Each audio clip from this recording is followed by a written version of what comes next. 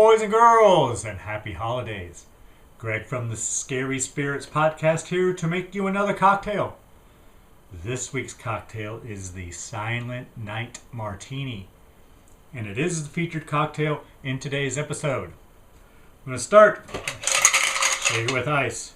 To that we're going to add 2 tablespoons white creme de cacao.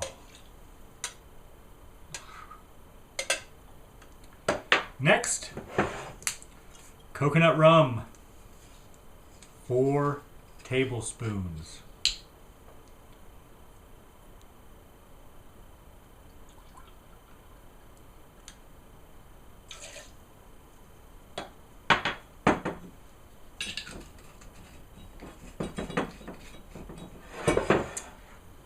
Pineapple juice, 4 tablespoons.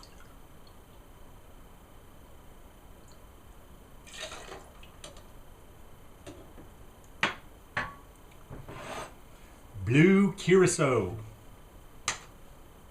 2 tablespoons. I have enough.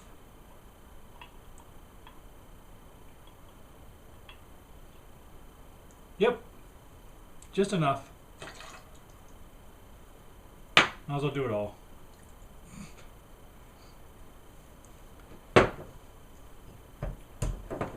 Need more blue curacao. And finally, whipping cream. Just a splash. Splash.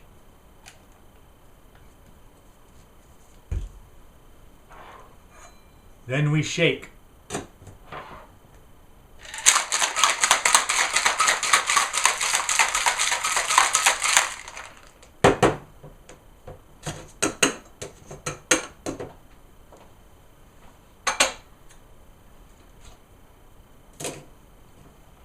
Take our martini glass and pour it in. Looks delicious.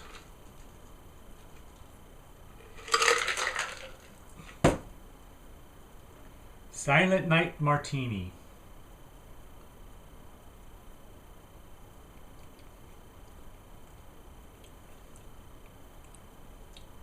Yeah, that's good. Yeah. Thanks for watching. Hope you enjoy the podcast. See ya. If you have listened to the Scary Spirits podcast even just once in a while, you know that Karen loves a horror film that ends with great sequel potential. And this week's episode, Black Christmas, has that in spades. Sure, we're led down the path of the tortured artistic boyfriend doing all the nastiness, but that's all just for show.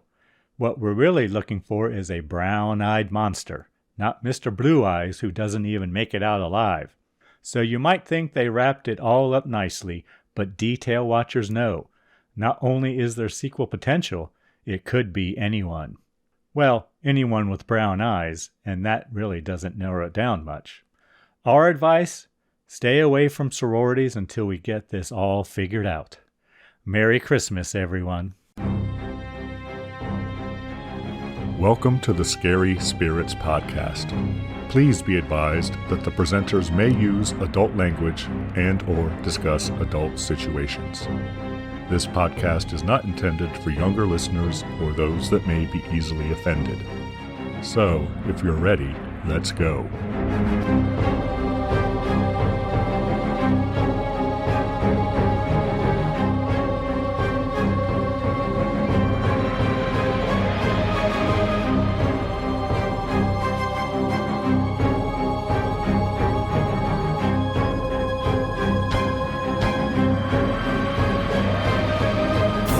Merry Christmas, boys and girls. I'm Greg. Hello, I'm Karen. And welcome to the Scary Spirits podcast, the podcast that combines the two very different yet highly compatible worlds of scary films and alcoholic spirits. What could possibly go wrong? Indeed, Karen. How are you? I'm feeling very merry. How are you, Greg? Oh, are you? Got all your shopping done, have you now, Karen? We only got a couple more days. I'm completely done. Everything's wrapped beautifully, If you're listening to this when organized. this episode, comes out, day of release, it's December 20th, boys and girls. You better get your shopping done. Get to wrapping. There you go. It's almost time. I fear I might still be behind, Karen. It happens. Mostly done, I'm sure. I'll find shit and I'm like, oh yeah, There I it forgot is. about this. All right, Karen, whose film was this? Was this your film, Karen? It was. And what film have you chosen for us? I've chosen the 1974 movie Black Christmas. Any reason you chose that film other than it's Christmas time? It is Christmas time, but I think it also came out on the 20th in 1974. It did, Karen. Oh my gosh. Look at me, a double. Look at you. Woo, on fire. In Canada, actually. It wasn't released in the States in 74 yet, but in Canada, it was released on December 20th, 1974, apparently. Don't take away my jingle, Greg. No, I'm happy for your jingle, Karen. I'm very happy. You jingle all the way. Yeah, because no one likes a half-assed jingler. Do we have a cocktail for this film, Karen? We do. And what would that be? It's called the Silent Night Martini. Any reason you chose that drink? Well, this lovely song is on the soundtrack for this movie, uncredited. Oh, but the movie starts with it. Did you know that when you chose it? That's what I saw online, that it was on the soundtrack. But it does open the film, so it's pretty important. It starts the film in Silent Night. I'm like, ooh, I wonder if Karen knows that this is the first song. Apparently you did. It's my jingle, Greg. Keep jingling. All right. How would we make the Silent Night Martini? You're going to rim your martini glass with sugar, and then you're going to add to a shaker with ice, 1/4 cup Malibu rum, 1/4 cup pineapple juice, 1/8 cup blue curacao, and 1/8 cup of creme de cacao. And you can add a splash of whipping cream, which I forgot to do. I did not. I bet you didn't. I dashed. Yeah, I dashed. I dashed and I jingled. Ooh. Shake it up and pour it into your glass. Yeah, and boys and girls, 1/4 cup is 4 tablespoons, which is it's a little more than 1.5 ounces. And so that means 1/8 cup is 2 tablespoons, and it's around an ounce, somewhere in that area. So, but you do you. I just guessed because I did a little over an ounce of each rum and pineapple juice, and then half of that for the blue curacao and But I have a question about the drink. Aren't martinis usually vodka or gin or something? I think it is. And I think it's more that you rim the martini glass with sugar and it looks pretty. It's just a holiday drink. Okay. Cool. And a tasty one too. I think yours is bluer than mine. I can see him because I didn't add the cream. I had a cream, so I have like stuff floating on top, which would dilute it a little bit. But I like the cream de cacao in it. It's a little different than what we usually do with these, but very Lanai like. Yes. But I think when you rim it with the sugar, it adds like snow, like a little frost to it, which gives it that Christmassy holiday look. Okay. Should we give our friends and listeners time to make their own? Of course. Hold on.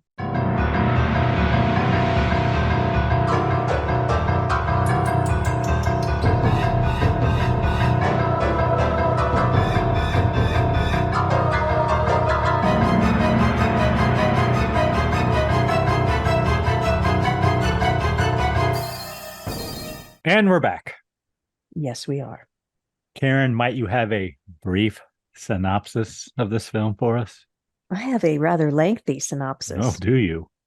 That's not what I asked for, Karen. Well, that's what you're getting. Okay, go on. Tell us all a story, a Christmas story, Karen. As winter break begins, a group of sorority sisters, including Jess and the often inebriated Barb, begin to receive anonymous lascivious phone calls. Initially, Barb eggs the caller on, but stops when he responds threateningly. Soon, Barb's friend Claire goes missing from the sorority house, and a local adolescent girl is murdered, leading the girls to suspect a serial killer is on the loose. But no one realizes just how near the culprit is. Thank you, Karen. We are a match. And that's a good synopsis, I would say. It might be one of our better ones. Yeah, it's not 100% accurate, but it's pretty good.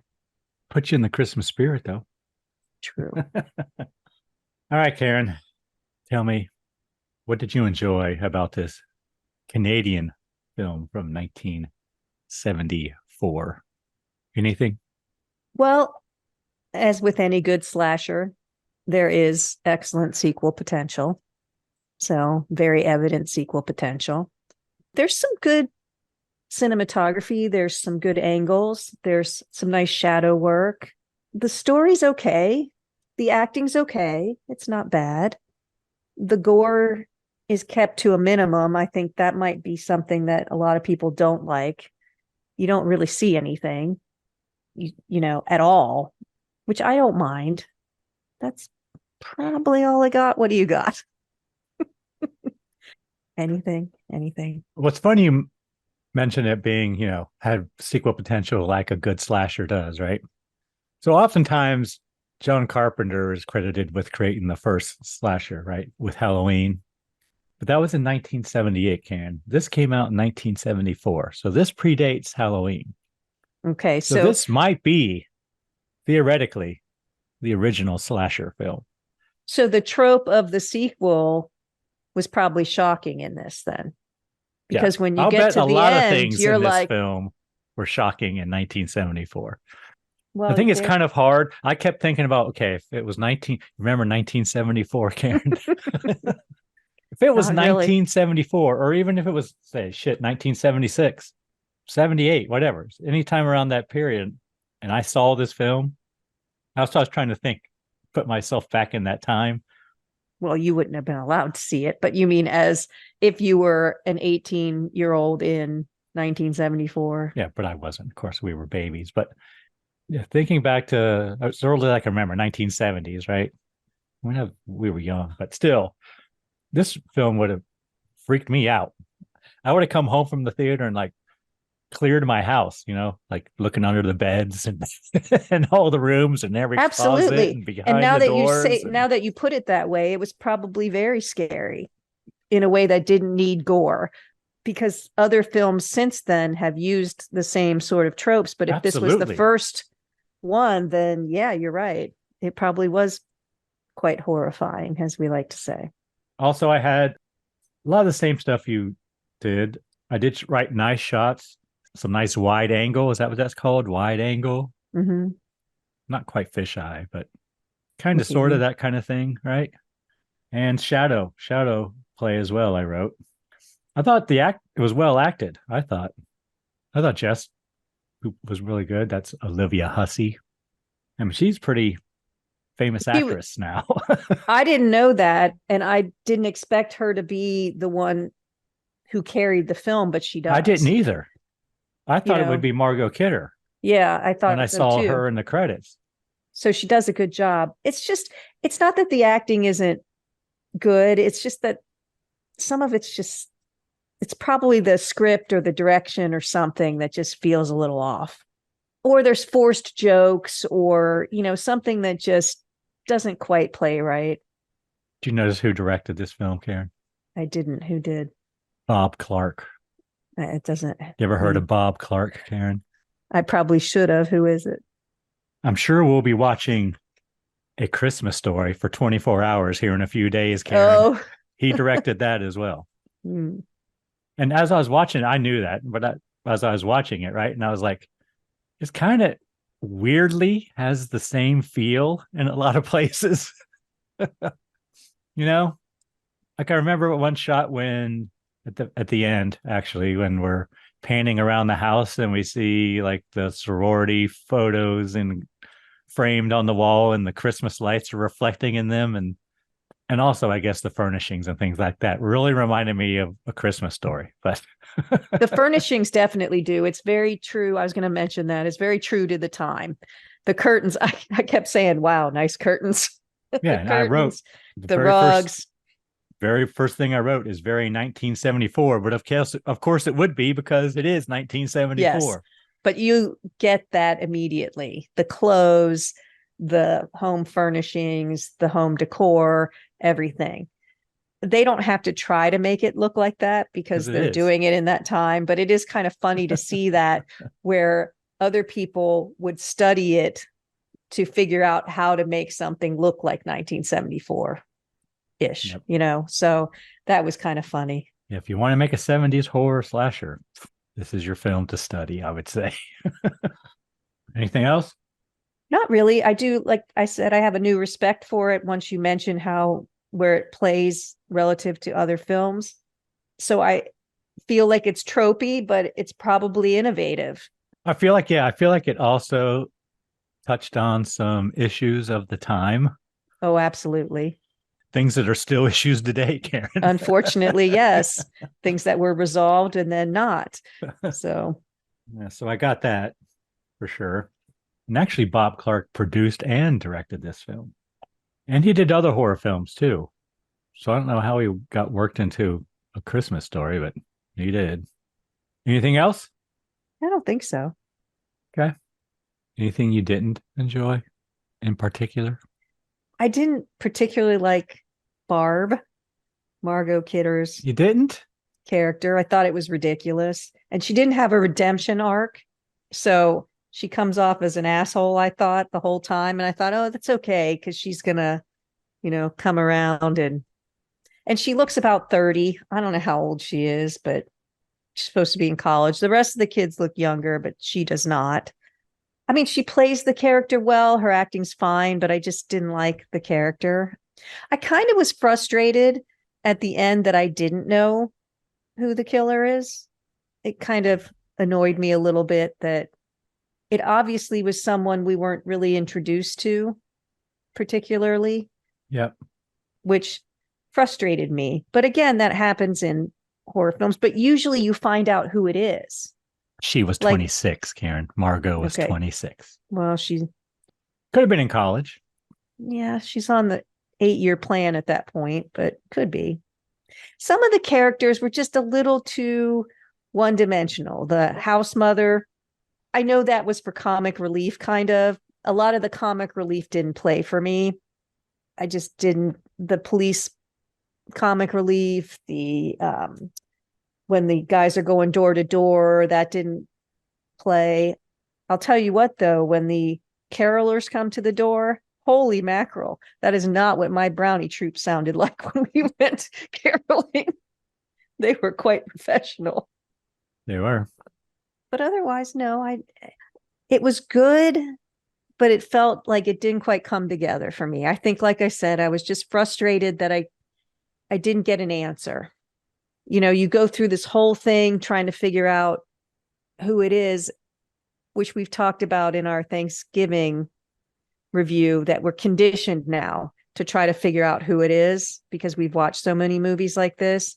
And this one just doesn't let you know, which gives you sequel potential. But also I was frustrated by that. I was like, oh, come on. At the end. No. What about you? Is there anything you didn't like? Well, I'll touch on your frustration on not knowing the killer. I wasn't so much frustrated with not knowing the killer. I wanted to know why.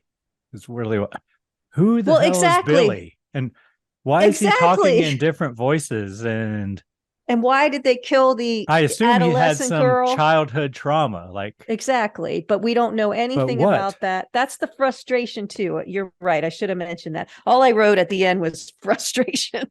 But there was the killer is on the phone doing all these weird things, and we don't know why. We don't know why he's targeting this specific sorority. There's also an adolescent girl that gets killed, which we don't know why. And we don't even know if it's tied actually to this. Yeah, we don't. I could be completely random.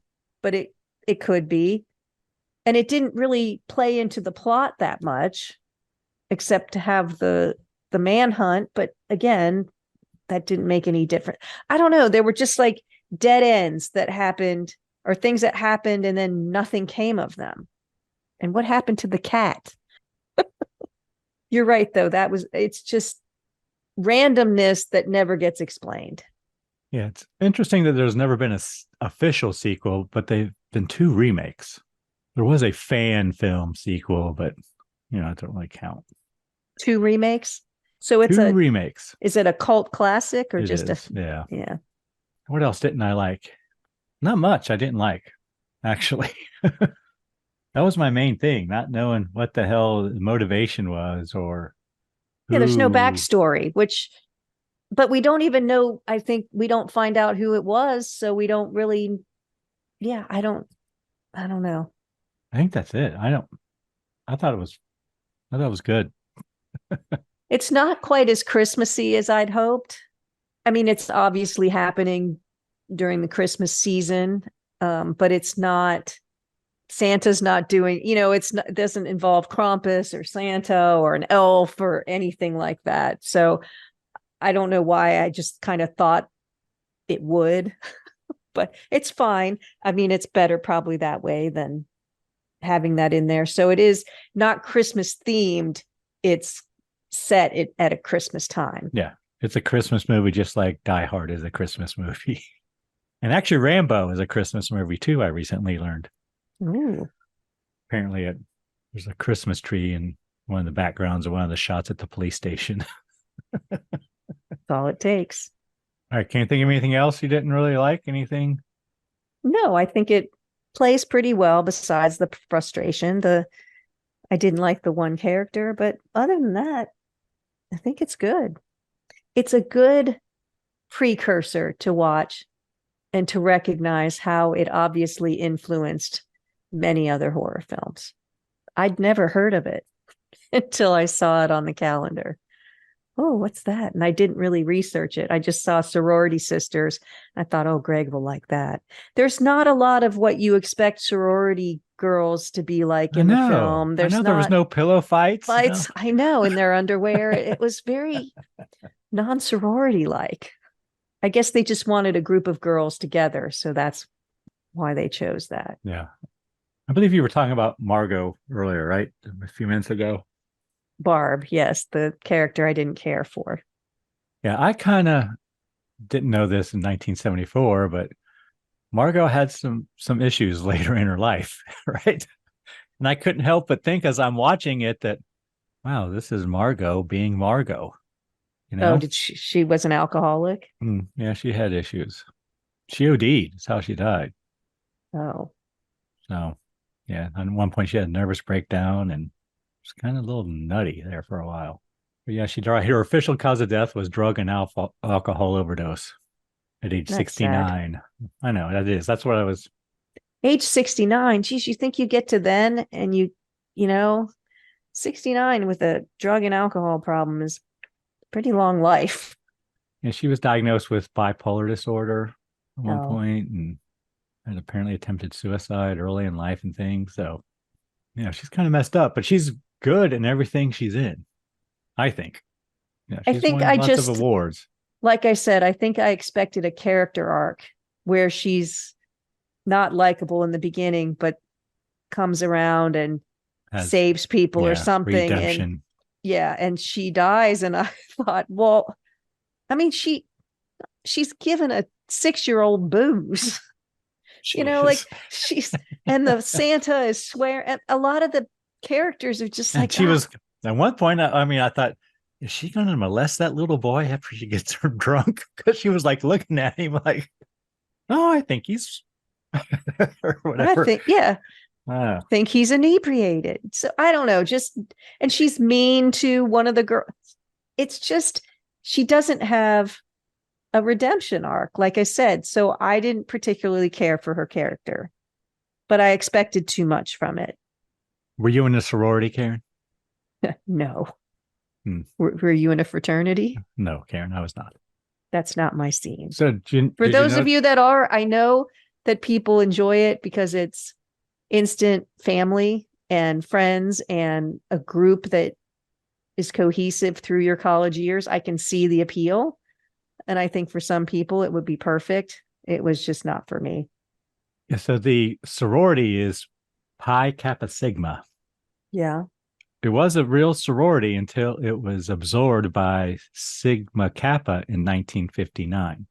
So at the time this was filmed and stuff, it wasn't a sorority. It had been absorbed. It was no longer its own thing. Yeah, it was formed in 1894. It was. I had to look up the Greek letters because I was just like, what the hell? Because I thought I knew what it was. I had like 3 different, it took me like, finally I just had to look it all up. I used to get Pi Kappa, the Epsilon, Yes. and the Sigma to me. I sometimes, but I knew I thought it was Sigma, but I wasn't sure. I had to check because sometimes the E gets me. But yeah, I took Greek in college. Of course you did, Greek. Dr. Karen. Did that help you in your career? No, but the Latin sure did. The Greek was just fun. All right, Karen, would you like to hear a review from the time? Of course.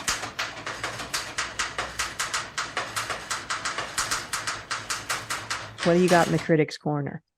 Well, first we should talk about, so it has a 7.1 out of 10 in IMDb, a 72% approval rating on Rotten Tomatoes. What do you think of those Google users, Karen? 90. 88%. I was going to say 88. Damn it. All right, I have one review from the New York Times, Fancy. October 20th, 1975. Okay. And I'll try to read it all. It's pretty short, but there's lots of big words in it, Karen. So you know how fancy, New York Times is.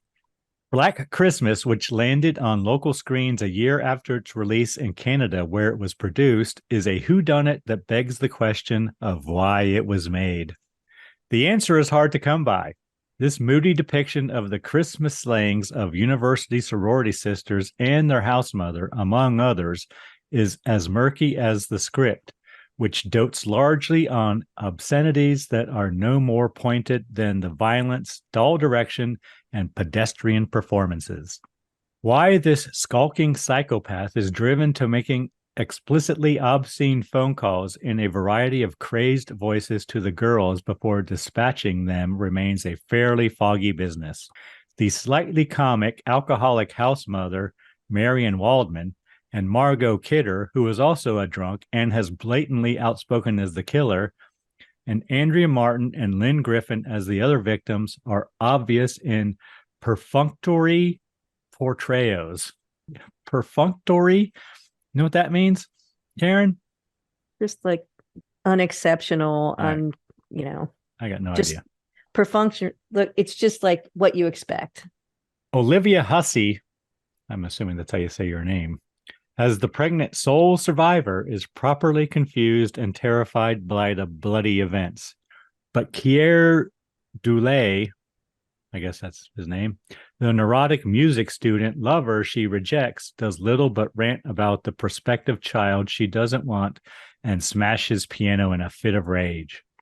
After several witless murders, John Saxon, the film's unflustered, if perplexed detective, cynically asks a dumb cop, "Don't you think we ought to look into it?"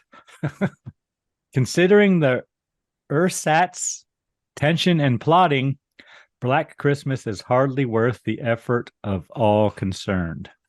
Harsh. I know. I would like to hear what this reviewer thought of films of today. Yeah.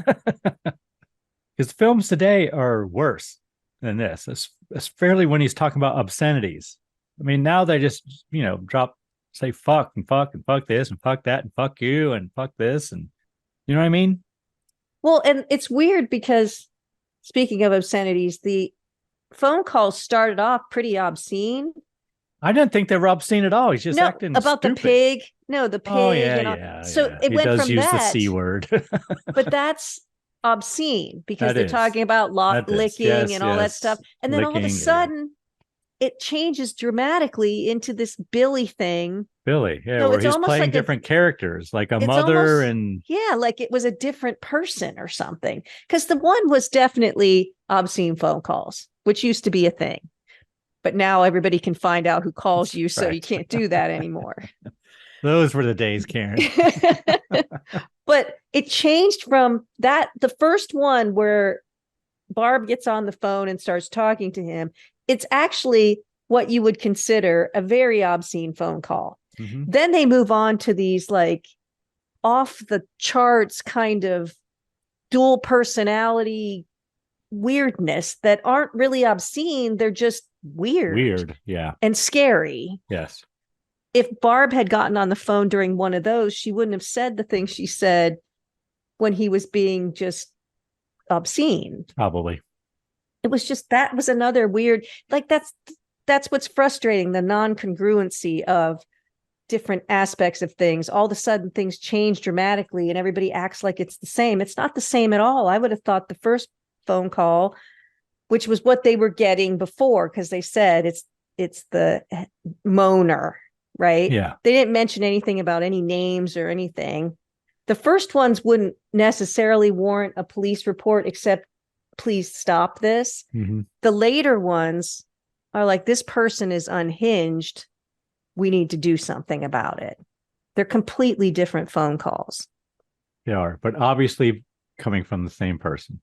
The voice is Yeah, same. but why would they change them unless they hit another level of psychosis, maybe? All right, Karen, what cocktail rating do you want to give this film? I have a number written down already. Let's see if we are a match. I think it's a 3. I would have given it a 2 if they would have tied up a lot of the loose ends they had, but they're just too many loose ends for a 2.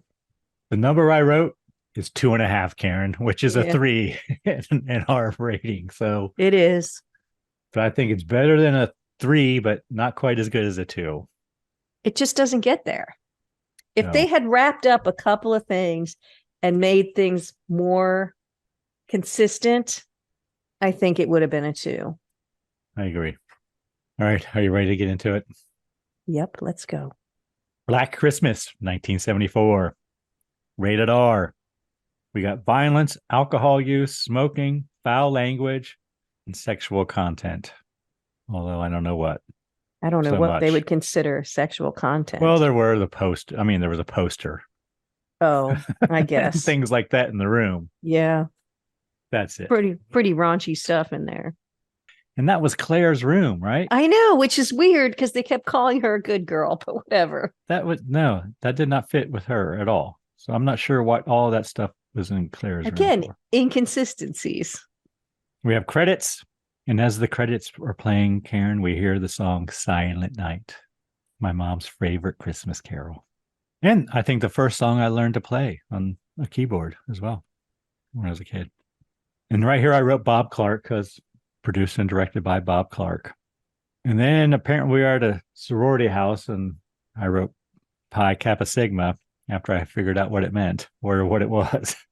Which you already talked about. Yeah. But I'm going to do most of my education right up here. All right.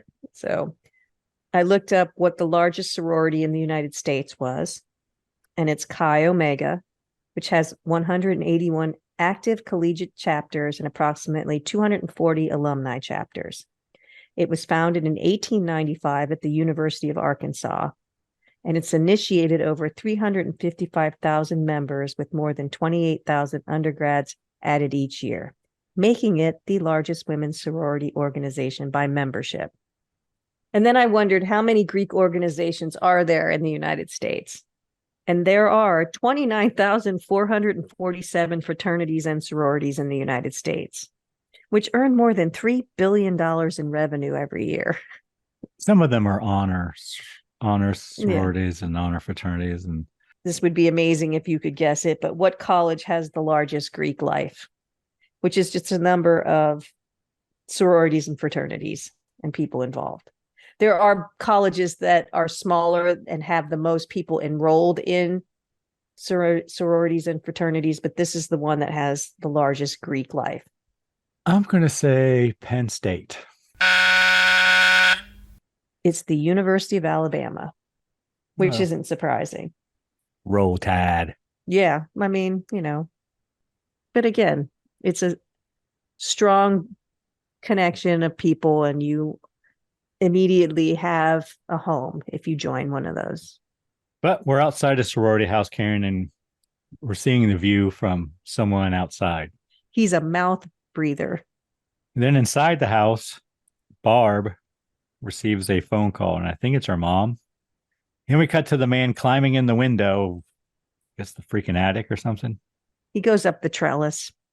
And I think maybe he's done it before, but I don't know. Then we see Barb, and she's having a problem hearing her mother, so she like clicks the receiver or whatever, the thing you hang up the phone with, and she asks the operator for assistance, Karen.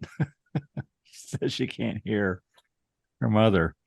So then we see a man coming down from the attic, ? I wrote. Yeah, he's coming down into the house from the attic, which I originally thought when I'm watching this, oh, it's one of their boyfriends, right? Because I'm assuming in a sorority that you're not allowed to have men in there after a certain time. There's a party going on. No, but everybody gets kicked out at a certain time. They do. I would assume. So I thought, oh, it's, going to be, they're going to trick us and it's just going to be a boyfriend that's going in, because that's a great way to get in without anyone knowing that you've come in. But that's not what happened. So then Barb calls her mother a gold-plated whore. Which I don't even know what that means. I don't know either. But apparently Barb's not invited to come home for Christmas because her mother's going away with some dude or something like that. So she says she will get some friends and go skiing. Okay. But she says her mom's taking a place at Mount Holly's, which is a real ski resort in Michigan. So I don't know if this is in Michigan, but that's an actual place. So I didn't know if she was going to see her mom at Mount Holly, or she was just, her mom said, just get some friends and go to Mount Holly. Yeah, that's true. Yeah, I don't know. But a couple of the girls agree to go with Barb. But they don't look happy about it. They don't, but they feel like it's what they do. It's like, yes, we'll go. As usual. But Claire does not. Girl named Claire, she says, nope, I got plans. Then the phone rings and they get a prank phone call. They call him the moaner, as you said earlier, but Barb takes the phone and she kind of like goes at provokes him. Yeah. He's talking about a pig and licking, and a lot about licking and a lot about pig parts. And the male anatomy too, he mentions. Yes, he does. Lots of C words, but not Christmas. No. And the caller tells Barb that he's going to kill her. Click. Yeah. So then Claire goes up to her room to pack. Well, the house mother comes in with presents too. Yeah, Mrs. Mack. And we see a man hiding in Claire's closet. Claire hears a cat meowing. I said, oh no, there's a cat. I thought something bad was going to happen to the cat. Apparently they've been looking for the cat, but Claire finds Claude. it. So Claire goes into the closet because she hears the cat again. And when she walks in there, she is suffocated with a dry cleaning bag, Karen. Yeah, that would be a horrible way to go, I think. And, she's on the poster. And for the longest time, I thought that was St. Nicholas or Santa Claus. For some reason. What, her picture of her suffocated? Sitting in the rocking chair with the plastic over their head. And then just after watching the movie, I'm like, oh, that person has breasts. It's hard to tell. Maybe I was looking at the black and white, but I don't know. The girls give Mrs. Mack, their house mother, a granny gown. Like a nightgown or a house coat. That's what my grandma used to wear to clean it. I guess it's more of a nightgown because it doesn't have buttons down the front. That's what all my crazy aunts wore, Karen. The nightgown or the house coat? And what she got, whatever that is. It's a nightgown, but she doesn't particularly like it. No. Remember, we see a shadow of the killer carrying the body of Claire up into the attic, ? Lots of shadow, lots of good shadow work. There was good shadow work, yeah. Then Mrs. Mack tells the girls to clean up the place, and she grabs a bottle of sherry, which is hidden in a book. Which they were just at a party where there was a ton of alcohol. Why does she have to hide all her sherry all over the place? I mean, everybody's an adult there. They had a party, she could have a drink. I mean, I get why she has to hide it sometimes because she's obviously an alcoholic, but in this instance, it wasn't necessary. Then the phone rings, and it's Peter calling for Jess. And they make arrangements to meet tomorrow at 2:00. She wants to talk to him, but it has to be in person. He says, I love you. And she says, I know. That's never good. That's never good. Unless you're Han Solo. Still not Princess good. Leia. It's not what you want to hear, even if you're Princess Leia. So then we see Mrs. Mack brushing her teeth. Wait a minute. What year did that come out? Was that stolen from this, or did... Yeah, it came out after this. So Not that it's not something people say. So 77, I think the original one came out. She's brushing her teeth and she gets another house bottle. mother. Yes. Mrs. Mack is brushing her teeth and she gets another bottle of sherry out of the toilet, Karen. out of the back of the toilet, it's tied on a string, and she pulls it up from there, and then she rinses her teeth with it and spits it out. What is the point of that? I said, the house mother is a ridiculous character. It's silly. He's supposed to be comic relief. Yes. Then Jess knocks on Claire's door. Of course, she don't answer. Because where is she? We see Claire in the attic in a rocking chair with the bag over her head. She don't. And we cut to a clock tower, and it's 1:30 p.m., Karen. Yeah, I was thinking, oh my God, is that Peter? And that soldier's tower at the University of Toronto, Karen, if you are wondering. I was kind of wondering, because it was obviously a campus.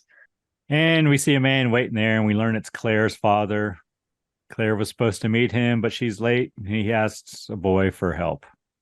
He knows where the sorority house is. And he knows of her. They're the fraternity that's like connected to their the sister sorority. Yeah, whatever. That's their sister sorority, he says. He's bringing the kids to the Christmas party that they were talking about the night before at their party. At the fraternity house. The sorority house. No, they're Christmas taking party them to... is at the fraternity house, yes. The party was at the sorority house, and no one really wants to do whatever they're doing. Hello, boys and girls. Thanks for listening to the Scary Spirits podcast.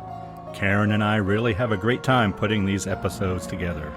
If you enjoy what you hear, please consider taking the time to leave a review wherever you listen. Reviews really help independent podcasts find listeners. The more listeners we have, the easier it is for people to find us. Now, back to the show. So they're having a party for the children with Santa Claus. Who doesn't want to be there, and it's just cussing up a storm. Yes. And Barb's drinking. Totally drinking. And Santa's swearing because someone was supposed to go away with him for the weekend. I don't know who. Was that Claire? Or I don't know who that was, but he was mad. I think it was Phil. So Claire's father, we see him talking to Mrs. Mack, the house mother. She tells him that perhaps Claire is at the party at the fraternity for the underprivileged children. Yes, he's now at the sorority talking to her. Claire's father agrees to give Mrs. Mack a ride to the fraternity, and they will go look for her. And he's not happy with how his daughter's room looks. No. He didn't send his daughter there to be drinking and picking up boys. But there's some graphic, well, not even graphic, but the house mother's trying to cover it up. And when she's getting ready to go, she says she can't be responsible for the morals of all the girls in the house. She does her best. She's starting to put on her makeup. Ready, she's talking to herself in the mirror. Yeah. And she puts on half her lipstick and hears Claude, the cat, crying and goes to look for him. And we cut to Jess and Peter, apparently at the conservatory. Yes, he's a pianist. Karen. Jess tells Peter that she is pregnant. She wants to have an abortion, Karen. Peter ain't happy. No, and I don't know why she chose this day, because his audition is that afternoon. Well, it's his recital, but yeah. No, it's for... It's a recital. But it's being judged. Yeah. And that's happening that afternoon. She could have waited one more day. He told her on the phone he'd been up for 3 days practicing. It's obviously very important to him. And if she's not going to keep the baby anyway, she could have waited or not even told him. Yeah, true. she's like ruining it on purpose or something. Yeah, now that you mention it. Like, she could have waited 4 more hours and he would have been done. I don't understand the timing there. They agree to meet later and talk about it. At 9:00, yeah. Then we see Claire's dad talking to his wife on the phone. At the party for the underprivileged kids. Yes. Wow. Barb is giving the 6-year-old liquor. Mm-hmm. He says they are looking for Claire, and if she doesn't turn up, he will contact the police. He doesn't quite know what to do, though. He's kind of at a loss. Quite worried enough yet, but he's getting there. So then, back at the sorority house, Jess receives a prank phone call. Asking for Billy, and she says it's the wrong phone number. And then the person starts talking about Agnes and Billy, and she keeps saying you have the wrong phone number. Then we cut to the police station. Claire's father, Barb, and Phil are there reporting Claire being missing. Phil is short for Phyllis. It's a girl. I assume. Yeah. Well, yeah. And the policeman asks Barb for the phone number to the sorority house. What does she say? Like fellatio 8088 or something? I don't know. Like that. Something stupid. This goes back to the days, Karen, you always like to talk about when, you used words and you dialed. Not words. There were never words. You could dial that out. No, it's FE. FE. She tells him it stands for FE. It's a new, Yeah, this return. Is where they establish that the cop they're talking to isn't very bright. Yeah, he's kind of a dumbass. Sergeant Nash. So then we see Jess. She goes to see Chris, who is Claire's boyfriend, and tells him that Claire is missing, and he's a hockey goalie, Karen. Yes, he is. And she bangs on the glass and gets his attention, and he gets really pissed because she says the police aren't taking it seriously, that she's probably shacking up with someone. Well, that does not sit well with him. So he goes, I'll take care of it. Cut to Peter playing his recital. And I wrote, I can't tell if he's hitting wrong notes or not on the piano. I didn't know if it was something really artsy and whatever. And dark. It was very dark. I said, I can't tell if he's doing well or not. I've heard compositions like that, Karen. Exactly. Boys and girls, I was a music major in a previous life. But he's sweating up a storm. So I'm guessing it wasn't going well. That's what made me think that he was fucking up. But still. Because I've been there, Karen. Sweating up a storm? I don't think you would do that. No, but I could feel my face getting blood red. So then we see a woman back at the police station, and she's reporting that her 13-year-old daughter is missing. She didn't come home from Janice school or practice. The policeman Nash is at the front, who gets all this information. He's like, well, she's probably, she was talking to the lieutenant. He was talking to Lieutenant Fuller. And again, wasn't taking it quite seriously. She's only been gone a couple hours, so I kind of get that, but. Played by John Saxon. He looked familiar, yeah. He's been in lots of things. You probably know him from the $6 Million Man, Karen. But anyway, so then Chris busts into the police station and wants to know why they aren't looking, or why they aren't taking Claire's disappearance seriously. And Lieutenant Fuller, he seems like he knows Lieutenant Fuller. Yeah, because he calls him by his known. Yeah, he must be a big hockey player, goalie, because everyone knows him there. Yep. And Lieutenant Fuller asks for the file from Nash. We cut to Claire's father having dinner at the sorority house. Barb is drunk and talks about turtle sex, I wrote. Which is just, again, inappropriate. And she goes on and on and on about the turtles who can do it for 3 days. And she went to the zoo to watch them, but it got boring. So she went to the zebras, who only last 30 seconds. And this is a father whose daughter is missing. She's drunk. She's very drunk. And everyone there tells her that she's drunk and she needs to go sleep it off or whatever. So Barb goes off on him and tells them that they all think it's her fault, that she drove Claire away. Because she was mean to Claire. Someone mentioned that earlier. Why are you so mean to her or something? Yeah, it's hard enough to fit in without you, whatever. So I guess I feels like Claire's a freshman, you know, Yes. and Barb is like the senior statesman because she's on the 8-year plan. Yes. She's bitter now. They all tell her she's drunk and to go to bed. Then we cut to Peter destroying the piano with a microphone stand, Karen. He's going all Paul Stanley on, trying to ruin his instrument. Karen works in a Kiss reference. He destroys his guitar after every show, right? He does. Not his guitar, but a cheap guitar. Yes, he does. But people were doing it long before he was, Karen. Okay. Well, that's the one that Pete came Townsend, to mind. Oh, that's Jimi true. Hendrix. I don't know that, but all right. So then we see Peter and Jess. They arrive at the sorority house. Chris, Jess, Phil, and Claire's father join a search party for the 13-year-old girl that is missing at a park. Yeah. And Mrs. Mack says, I'm going to my sister's. I might not be here when you get back. So they won't be, alarmed if she's not there. And Lieutenant Fowler gives all the search party instructions on his bullhorn. They got dogs and snowmobiles and everything, Karen. Yeah. What kind of dogs they got there, Greg? I don't know. They kind of look like Rottweilers. They're bloodhounds. I don't remember. They were black. It was dark.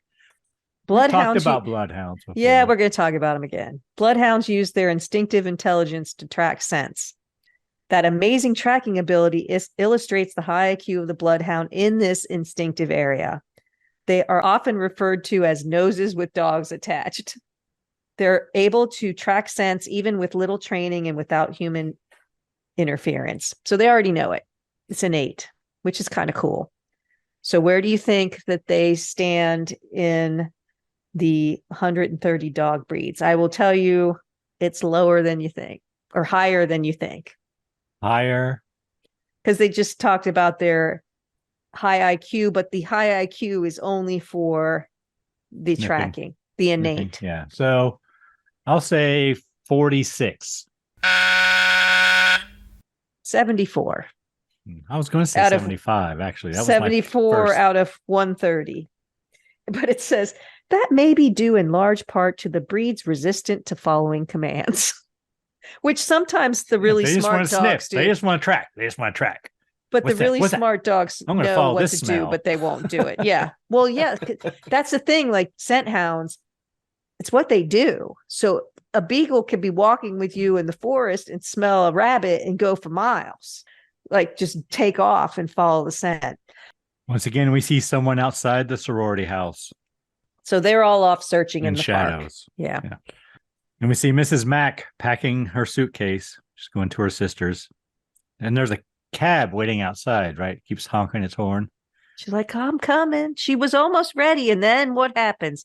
She hears Claude. And we see the cat licking Claire up in the attic too.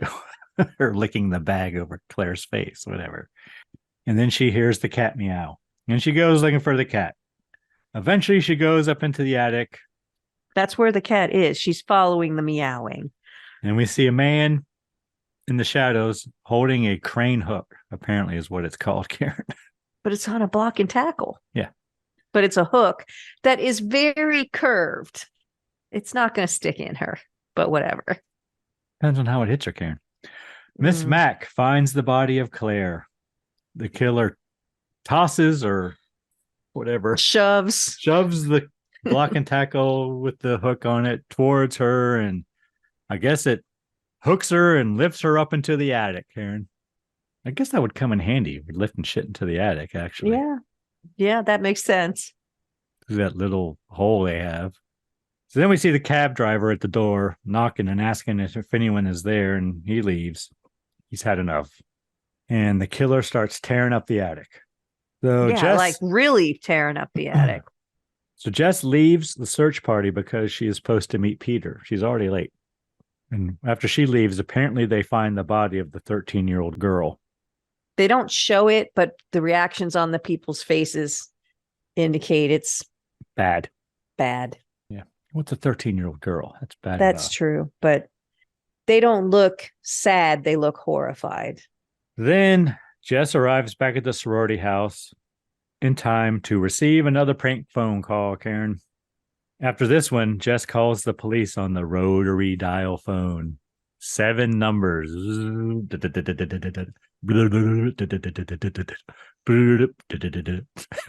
7 times. And as she's dialing or talking, a shadow is coming down the stairs behind her, Karen. But it's Peter. Who's all like jolly.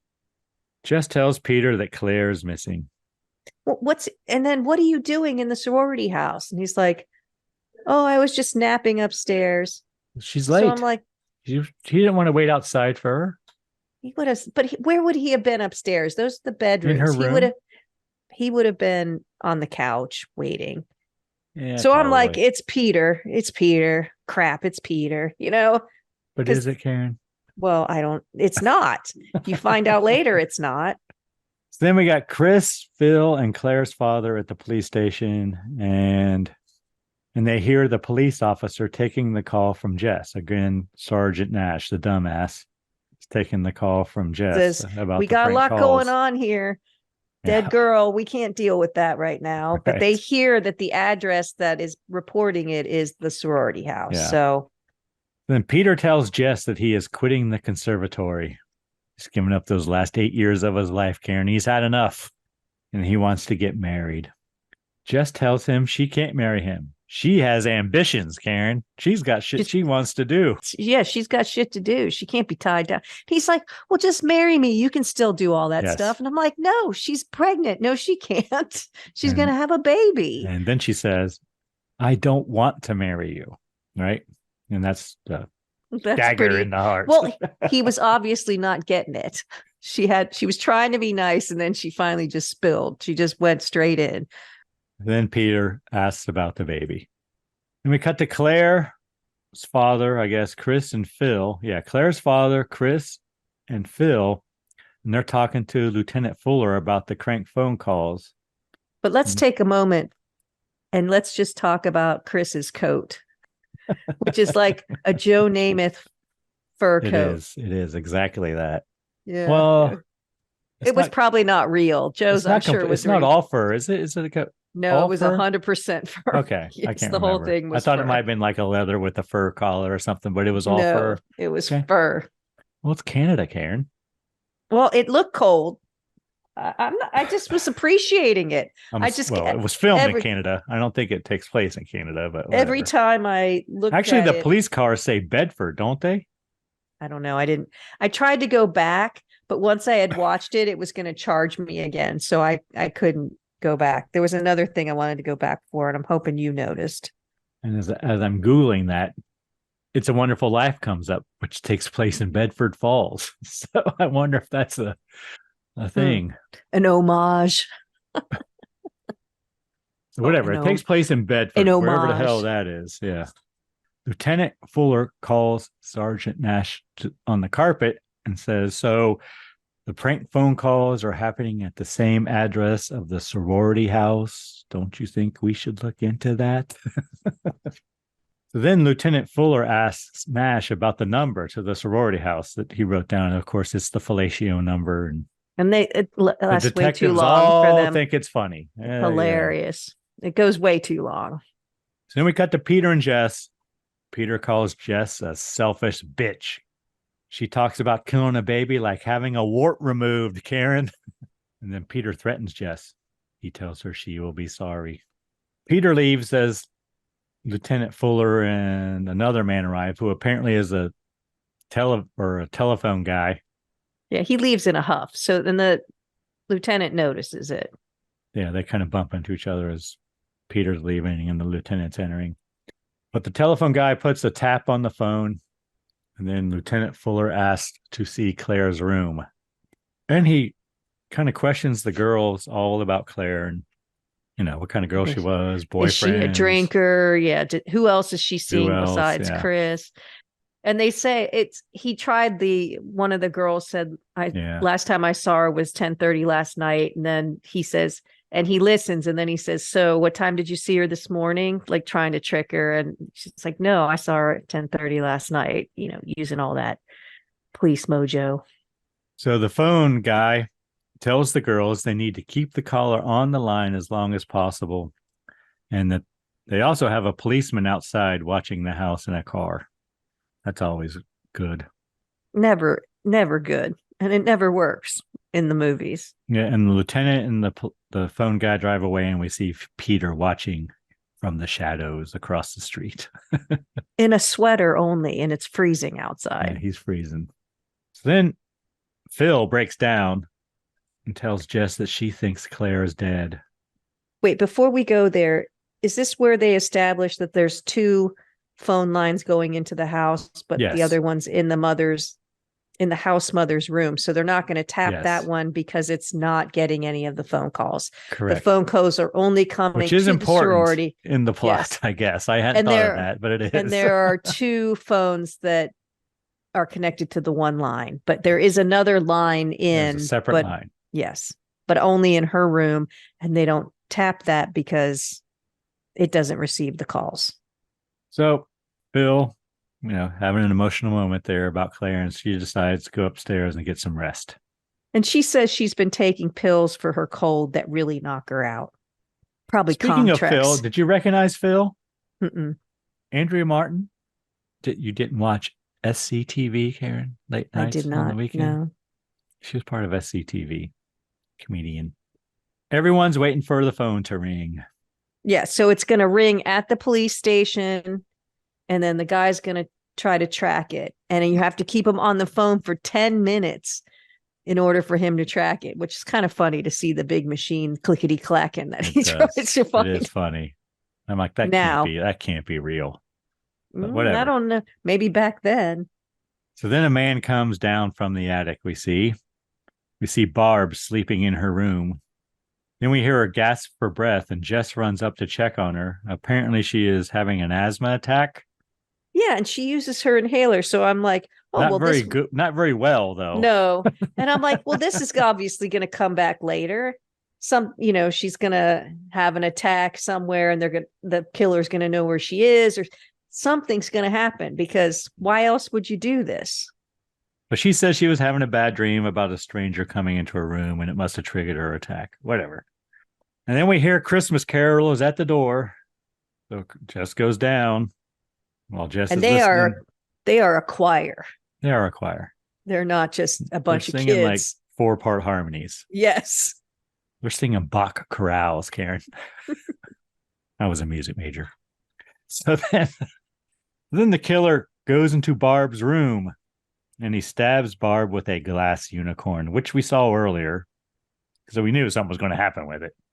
But he stabs her repeatedly as the carolers sing, and she gone, I wrote. I thought the horn on the unicorn got a lot bigger when he was holding it than when we saw it on the shelf, but that was just me. And I wrote, well, she didn't have much of a part. She had a big setup, like she was going to be really important, and then they just knocked her. Maybe that's supposed to be a shock. She doesn't have very high billing in the film, but no, but we all know her. I guess she was what we do now, right? But at the time, she'd only done like one film prior to this, I think, something like that. When she's in a scene, she's prominent in the scene. She's the one who takes the phone and talks back. She's the one who's inappropriate with the father. She's the one who is mean to the first girl who gets killed. So it seems like they're building her up for something. Like, I didn't see Jess. You didn't notice her in the first half of the film until her plot comes up with her boyfriend. She was in the background a lot. It was all about Barb. So this was her first award-winning film. She won an award for this film. Really? Yep. All right. Canadian Film Award for Best Actress. Sadly playing herself. Apparently. Maybe. I don't know. I don't like saying that because I like her. I like her. I thought, and she is a good actress. She's a sad story. So I was just disappointed by her character arc. That's all. So then the Christmas carolers leave, and the phone rings. Phone rings at the police station. So Lieutenant Fuller picks it up and listens in on the call. And I think when they set it up, I'm pretty sure that when they told him about it, he could listen, but they wouldn't be able to hear anything he said. They took the. So the Did you caller ever do that on on your phone at home? Unscrew the like were you speaking to and stuff, and you could just take it out. I've unscrewed it, but no, I didn't take Oh, it out. I did just to see if I could. I Of remember that. course, we all unscrewed it because it unscrewed. So you had to look what was in there. So Lieutenant Fuller listens as the phone guy tries to trace the call, running through a big room with lots of clickety clackety machines, like you said. And they're talking about Lots of wires. Agnes and Billy, and that's crazy. That just can't be true the way that worked. But what does he say in this phone call? And the caller mentions something about like having a wart removed. And that freaks Jess out a little bit. Yeah. And she says, "Oh my God." Because that's what Peter said to her about the baby. Then the phone rings again. It's the lieutenant. He tells Jess that she needs to keep the caller on the phone longer. And she begins questioning Jess about the calls. Because he says, "Did you recognize something?" For the way she reacted, because she's never spoken she doesn't any other time. And then then Lieutenant asked, "Who was the guy who was leaving when I arrived at the sorority house?" And so they talk about Peter a little bit. So then we cut to Jess and Phil talking. Jess tells Phil that the caller said the same words as Peter did earlier. Phil says, "I don't think it's Peter. I don't like Peter." But I don't think he'd do that. It was funny. I don't really like him, but. The phone rings and it's Peter. The phone guy asks the lieutenant if he wants him to trace that call. And the lieutenant tells him, yeah, go ahead. Let's see where this goes. But Peter hangs up before they can trace the call. But the lieutenant listens to the whole conversation, talking about the baby and all of that shit. So, of course, the lieutenant calls Jess back and he asks about the baby. And more to feel, I think, to kind of find out where Peter is, like where his head detective. Is. He's wants investigating. No one is ruled out, Karen. So as the girls are both Jess and Phil are sitting there while Jess is talking to the lieutenant, and we see shadow. And do you notice the shadow in the background? Yeah, I did. It's very subtle, but I did see it. But it does move. It's like a shoulder or something moving in and out. And then, as they're talking about Peter and things, I said, "Is there someone behind them?" Yeah. Yeah. The lieutenant asks if Peter was ever there while a phone call came in. And then Jess says, yes, he was. So she kind of is relieved that Peter was at the house when the first call came in that evening. So she believes. But he was upstairs. It could not be him, right? But he was upstairs where the house mother's line would be. So Lieutenant says, okay, just keep the caller on the phone longer the next time. 10 minutes. They keep saying that. So then 2 men from the search party scare Phil because they look in the windows. They're like Bob and Doug McKenzie or something. Yeah, it was with weird. A shotgun. And they just ask them if they'd seen anything suspicious. But they tell the girls to lock the doors and the windows several times. Then Lieutenant tells Nash. It's supposed to be comic relief, but it's stupid. Because they start giggling. Now, they both know that there's a 13-year-old girl dead and they can't find their friends and they're giggling. Like, I'd rather face the killer than deal with that. It was just. Yeah. I didn't like that part. It was stupid. Then Lieutenant tells Nash to call the Dean of Admissions and he wants all the records on Peter. So then Phil, back at the sorority house, goes to check on Barb. Well, and she also says, none of our doors or windows are locked, which I thought was odd. And so they're going around locking all the windows. And she goes into Barb's room to lock her windows.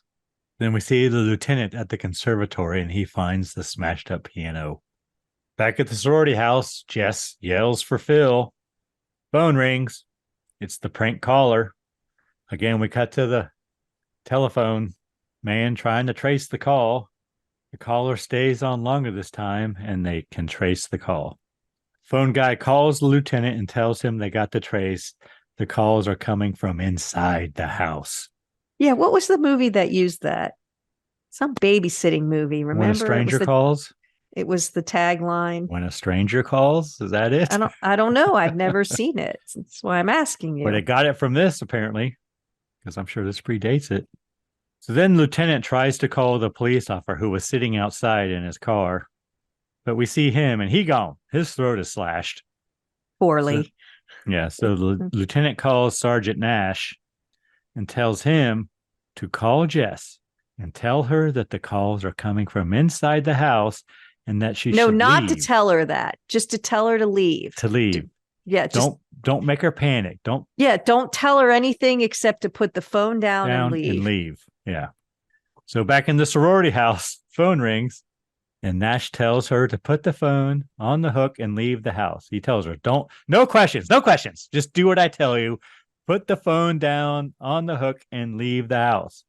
Nash asks if everyone else is in the house. And she says, yes, Barbara and Phil are upstairs asleep. And she wants to get Phil and Jess, but Nash tells her not to. And Phil that the calls are coming from inside the house. He tells her to get out and to not go upstairs. So what does Jess do, Karen? She grabs a poker from the fireplace. Yells for Phil and Barb. There's no answer. So she grabs a fireplace poker. And I'm like, she's going to go upstairs. So she busts into Barb's room and finds the bodies of Barb and Phil. Kind of posed, I think. Yeah. Then she sees the eyes of the killer, like in the crack of the door. So she slams the door on him against, so he's like slammed against the wall. But it's a brown eye behind the door. That's important later. I think. She runs downstairs, but the door is locked. The front door is locked because they just locked all the doors and she can't get out. And they did make a note to tell us that house mother's been meaning to, she's called to get the door fixed 100 times, blah, blah, blah. So apparently there's an issue with the door. So she runs down to the basement. And the killer's right behind her. He's like hauling on her heels, apparently. Yeah, because he grabbed her hair. And he tries to bust down the door to the basement, but he can't get through that lock, Karen. That tiny little lock, which she busted through up to get into Barb's room, but whatever. And then she hears the killer walk up the stairs and leave, apparently. And we hear it as well. Then she sees the shadow of someone in the basement windows outside. And eventually we see it's Peter after he goes to like the fourth window. Yeah, and he's going, Jess, are you? Why would he think that she was in the basement? I don't know. I was wondering that. You know, if he's not the killer, why does he think that she would be in the... Right. I know. So he goes through, there's a bunch of windows that have like chicken wire on it, right? And frosted. Yeah, and then he finds one that doesn't, that's frosted, and he wipes the frost off. Yeah. Okay. But it's really cool shadow work, I think, there, too. Yeah, it is. And he acts it well, I guess, right? Yeah. It's very physical what he does when he's looking through there and kind of creepy and stuff. So he breaks through the window. Which again, why wouldn't you just say, come on, lock the door? Like if you were looking for your girlfriend in the basement. Well, he doesn't know he hasn't seen her yet. He's just calling for her. I know, I guess, but then busts through the basement. I don't know. It's just weird. But, you know, of course, Jess is afraid that Peter's the killer at this point. So then the police arrive and we hear Jess scream. I assume it's Jess. A girl screams. And they rush into the house. They break down the door to the basement. And they find Jess sitting there with Peter's body in his lap. In her lap, yeah. And they do a close-up of his face. He does have blue eyes. Yeah, see, he has blue eyes. Because they're wide open. And as I finished the film, I'm like, oh, wait. His eyes were blue, but the killer up in the room had brown eyes. You're so clever, Karen. So now when they're all going to think Peter was the killer, but he's obviously not the killer. Sequel. So the police believe Peter was the killer. They give Jess a sedative so she can sleep. That's in her own room, not in a hospital. No. Like where all the dead people were. So then reporters arrive and Lieutenant Fuller goes down to like get them out of there, and Claire's dad collapses and goes into shock. So the doctor, I guess, who's there, and another policeman help him out. So basically everyone leaves the sorority house and leaves Jess in her room asleep. Yes. And they talk about all the bodies. Like there's not enough room in the local morgue, so they have to send them somewhere else. And I'm like, oh, okay. So they found the bodies in the attic then. Right? Right. But They no. didn't. So then the camera starts panning around the house. We see a bloody mattress, which I guess was Barb's room. Yeah.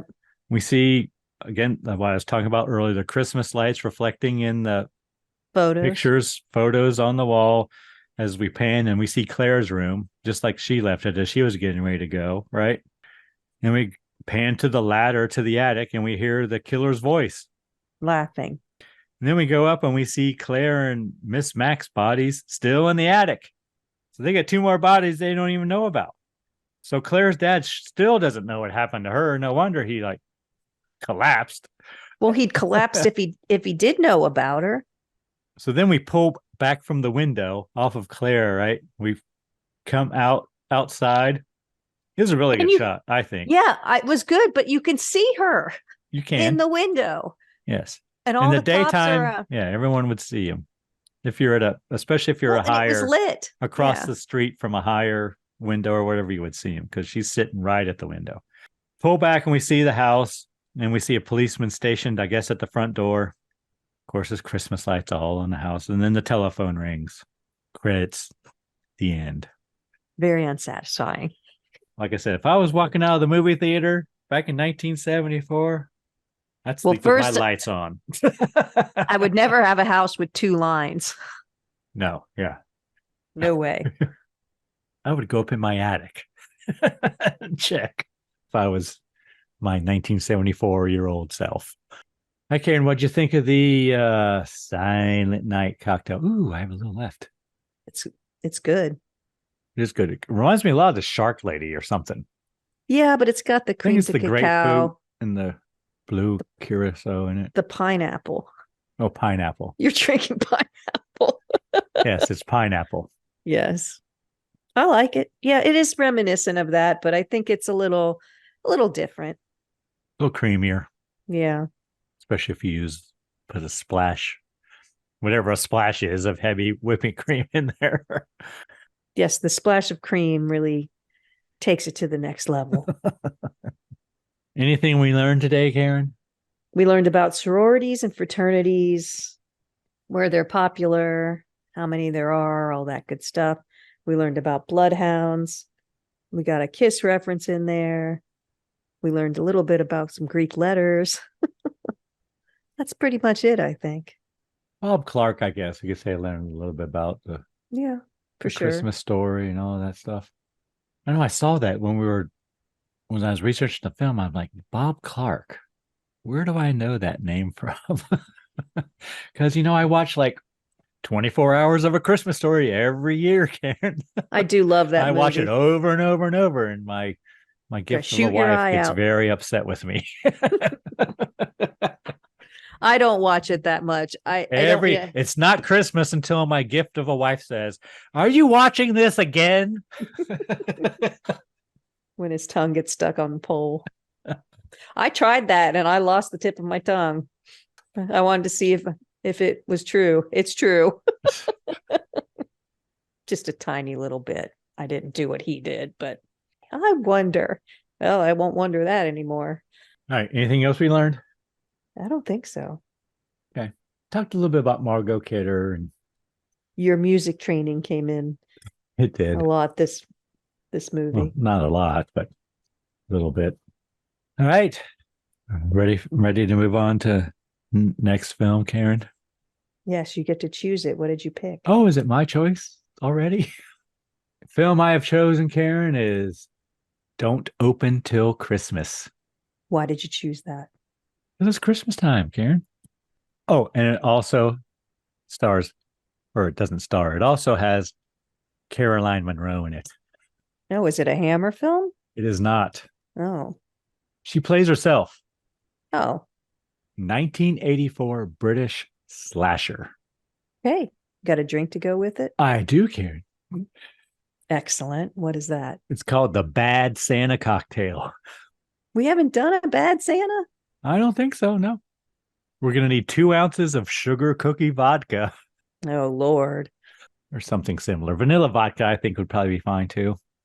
1.5 ounces of light creme de cacao. Once again, 1 ounce of Bailey's Irish cream, or the Irish cream of your choice, whatever. You do you. and 3 ounces of cream. I guess whipping cream again. Wow. So it's very similar to this, except we're using vodka and Irish cream in place of the rum and the blue curacao. Well, but there's no pineapple juice either. That's true. It's not. Stronger than this one for sure. We're going to combine all the ingredients in a shaker and give a shake. We're going to rim a glass with sugar again and add ice. And we pour the cocktail over ice and serve. Okay. Sounds yummy. It does. Anyone you need to thank this week, Karen? Well, let's thank our listener. There's a lot of podcasts out there. Thank you for spending time with us. What about you, Greg? Karen, I think I'll thank the band Verse 13 for providing all the music in the Scary Spirits podcast. The music definitely makes the podcast better. Anything else? Please drink responsibly. And happy holidays, everyone. Yes. Happy holidays to you and yours. Thanks so much for listening. Want to keep in touch? Check out our website, scaryspirits.com. Follow us on Facebook and Instagram at Scary Spirits Podcast. Find us on YouTube at Scary Spirits Podcast. If you have questions or comments, you can email us at info@scaryspirits.com. To help us grow the podcast, you can leave us a review on Apple Podcasts. We really do appreciate your support. And as always, please drink responsibly.